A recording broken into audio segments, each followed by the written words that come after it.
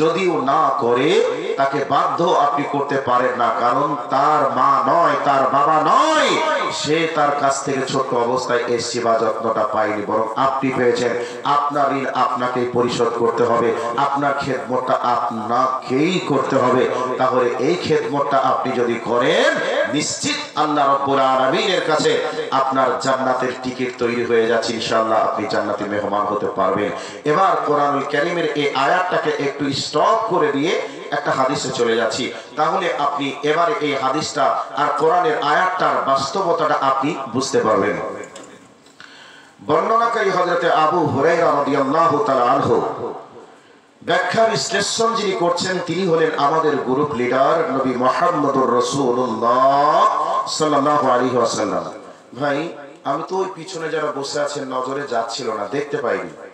তো ভাই, কষ্ট করে দূর দূর বসে আছেন, যদি একবারে কাছাকাছি বসতেন তাহলে কিন্তু ভালো লাগতো। ঠান্ডার সময় তো কাছাকাছি পাশাপাশি বসলে অনেকটা গরম গরম ভাব লাগবে, এবং আপনারা যদি কাছাকাছি আসেন আমার বলতে একটু ভালো লাগবে। কাজেই যারা পিছনে বসে আছেন ভাই, একটু সামনের দিকে আসুন না ভাই, ভয় নেই, কালেকশনের পর্ব তো হয়েই গেছে। আপনারা মনে করছেন যে আমাকে দেখলেই হয়তো মৌলভী সাহেব চিনবে, কাছাকাছি গেলেই হয়তো টাকার জন্য বলবে, এরকম ভাবতে পারে। তবে বলবে একটু পরে বলবে, এখন তো আর বলছি না। একটু কাছাকাছি আসুন ভাই, পিছনে যারা বসে আছেন একটু সামনের দিকে আসুন। আল্লাহর নবী বলছেন, وعن أبي هريرة رضي الله تعالى عنه قال قال رسول الله صلى الله عليه وسلم رغم عنفه رغم عنفه رغم عنفه قيل من يا رسول الله قال من أدرك والديه عندك الكبار أحدهما أو كلاهما ثم لم يدخل الجنة। মুসলিম শরীফের হাদিস। আল্লাহর নবী বলছেন, ওই ব্যক্তি ধ্বংস, ওই ব্যক্তির নাকে ছাই, ওই ব্যক্তির মুখে ছাই, এইরকম কথা যখন তিনবার বললেন, একজন সাহাবী প্রশ্ন করলেন, ইয়া রাসূলুল্লাহ, কে সে ব্যক্তি? তো আল্লাহর নবী তখন উত্তর দিলেন, যে ব্যক্তি তার মাকে পেল, বাবাকে পেল, একজনকে অথবা দুজনকেই পেল, সুম্মা লাম ইয়াদখুলিল জান্নাহ, সে ব্যক্তি জান্নাতি মেহমান হতে পারলো না, সেই ব্যক্তি হতভাগা, সেই ব্যক্তির ধ্বংস, সেই ব্যক্তির নাকে ছাই, সেই ব্যক্তির মুখে ছাই, এই কথাটা আল্লাহর নবী বললেন।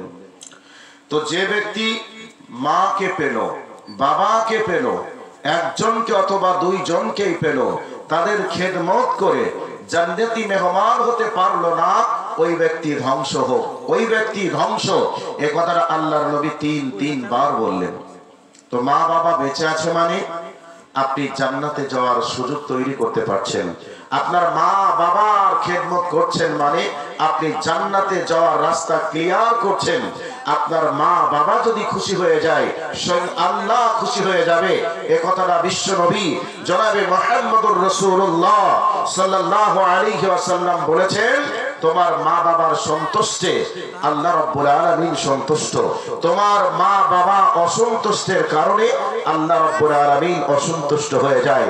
এর জন্য নবী মুহাম্মদুর রাসূলুল্লাহ সাল্লাল্লাহু আলাইহি ওয়াসাল্লাম বলেছেন, হুমা জান্নাতুকা ওয়া নারুকা, তোমার মা বাবা তোমার জন্য জান্নাত, তোমার মা বাবা তোমার জন্য জাহান্নাম। কত কথা, এই কথার দাম কত? তোমার মা বাবা তোমার জন্য জান্নাত, তোমার মা বাবা তোমার জন্যই জাহান্নাম। মা বাবাকে যদি খুশি করা যায়, স্বয়ং আল্লাহ খুশি হয়ে যায়। মা বাবা যদি নারাজ হয়ে যায়, তাহলে স্বয়ং আল্লাহ নারাজ হয়ে যায়। বর্তমান সময়ে আমরা মা বাবাকে খুশি করতে চাই না, বরং আমরা আমাদের ছেলেকে, আমরা আমাদের মেয়েকে, আমরা আমাদের শ্বশুর শাশুড়িকে, আমরা আমাদের স্ত্রীদেরকে খুশি করতে চাই, কিন্তু আমাদের মা বাবাকে খুশি করতে চাই না। এই কথাগুলি শোনার পরে যুবক যারা আছে তাদের হয়তো আঘাত লাগবে, আর যারা প্রবীণ মানুষ আছে তিনারা বলবেন, বাবা তুমি ঠিক কথাই বলছো। বন্ধু, আজকে তুমি যুবক আছো, কালকেও তুমি একদিন বৃদ্ধ হবে। আজকে তুমি বৌমা আছো, আগামীকাল তুমি শাশুড়ি হবে। এখন তুমি বলবে যে কথাগুলি সব আমার বিরুদ্ধে বলছে, কিন্তু আগামী দিন আপনি যখন শাশুড়ি হবেন, তখন আপনার মন বলবে যা বলেছিল মৌলভী সাহেব ঠিক বলেছিল।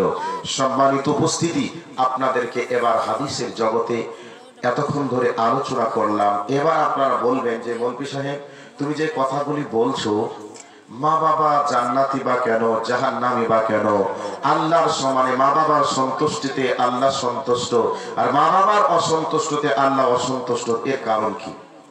এগুলি কেন হবে? আপনাকে এবার ওই অতীতের কথাগুলিকে একটু স্মরণ করে দেওয়ার জন্য বলছি। আল্লাহ কোরআন কি বলছে একটু বলার পরে আপনাদের কাছে একটার পর একটা কথাগুলি নিয়ে আসবো। আচ্ছা, বিরক্ত হচ্ছেন আপনারা? ছেড়ে দিতে বলছেন নাকি ঠান্ডায়? আমাদের সভাপতি সাহেব, সম্মানিত সভাপতি সাহেব, উনি তো ক্লান্ত হয়ে গেছেন মনে হচ্ছে যেন। তো যাই হোক, আল্লাহ ওনার হায়াত দারাজ করুক। ওনার সভাপতিত্ব আমার জীবনে কয়েকবার দেখলাম। সভাপতি এইরকমই হওয়ার প্রয়োজন। যদি সভাপতি যোগ্য হয় তাহলে বক্তারা সাইজ হয়ে যাবে, আর সভাপতি অযোগ্য হলে বক্তারা ওই গান গাইবে আর গীত গাইবে। আর বর্তমান সময়ে জালসা কমিটি কে গান গাইতে পারে আর কে গীত গাইতে পারে, মানুষকে কে কি করে হাসাতে পারে, এইরকম বক্তাকেই আজকে সমাজের মানুষ নির্ধারণ করে সমাজে নিয়ে আসছে। পুরো জালসার স্টেজটাকে আজকে নাপাকে পরিণত করে দিয়েছে। কোরআন হাদিসের আলোচনা হয় না বর্তমান সময়, হলেও খুব কম হয়। তো যোগ্য সভাপতি যখনই থাকবে বক্তারও 13টা বাজবে। কথা বলার আগে ভেবে কথা বলতে হবে। তো যাই হোক, আমি 2 দিন শুনলাম ওনার কথা, আজকে এসেই শুনেছি, খুবই ভালো লেগেছে। তো আমি বলছি কথাগুলি, আমি যেটা ভুল বলবো আপনার কাছে আন্তরিক অনুরোধ, আপনি সেটা আমাকে শুধরে দেওয়ার চেষ্টা করবেন। আল্লাহর কাছে আপনার জন্য দোয়ায়ে খায়ের থাকবে ইনশাআল্লাহ। এবার বক্তব্য কোরআনের আয়াতের দিকে নিয়ে চলে যাচ্ছি। আল্লাহ রাব্বুল আলামিন বলেন, ইয়াখরুজু মিন বাইনিস সুলবি ওয়াত তারাইব। আল্লাহ রাব্বুল আলামিন পবিত্র কোরআন সূরাতুত তারিকের ভিতরে আল্লাহ পাক আমাদের অতীতের কথাগুলিকে তুলে ধরছেন। আমরা দুনিয়াতে যখন আসিনি, তখন আমরা কি ছিলাম? আমাদের বাবার পৃষ্ঠদেশে ছিলাম। লম্বা ঘটনা আছে এখানে, ওই ঘটনাগুলি বলা সম্ভব হবে না।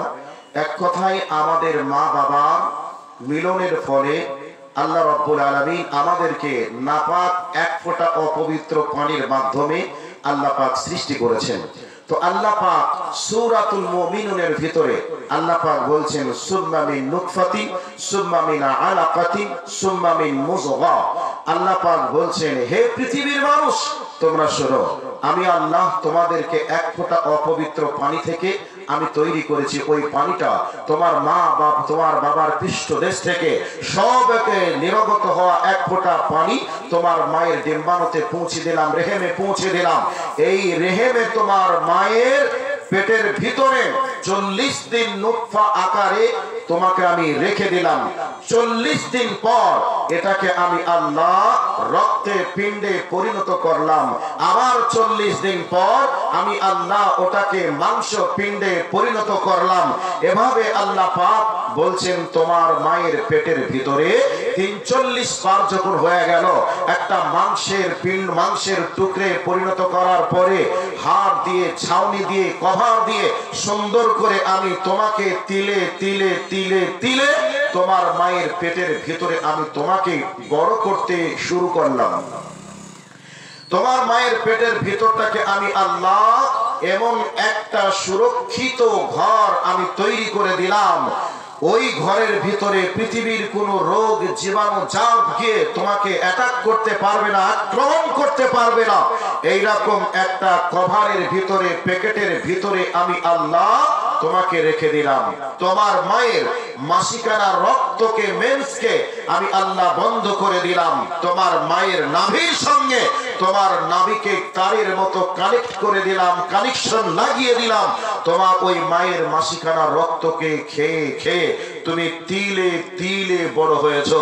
এখন তোমাকে আমি যত বড় বানাই তত তোমার মা কষ্ট পায়। তোমাকে পেটের ভিতরে রেখে তোমার মা খেতে পারে না, তোমার মা সংসারের কাজ তারপরেও সে ফেলিয়ে রাখে না, বরং তোমার মা সারাটা দিন হাড় ভাঙা পরিশ্রম করে খাবার রান্না বান্না কমপ্লিট করে যখন তোমার আব্বার সামনে বসেছে, খাবার খুলে দিয়েছে, তোমার মা খাবার যখন খেতে বসেছে তখন তুমি তোমার মায়ের পেটের ভিতরে লড়তে শুরু করেছো, তুমি লাথি মেরেছো, গোতা মেরেছো। তোমার মা তোমার সংসারের কাজ করার পরে এক পেট খোদা নিয়ে খেতে বসেছে, তোমার দেওয়া লাথি, তোমার দেওয়া গোতা, এই অবস্থায় তোমার মা আর খেতে না পেরে খাবারের প্লেট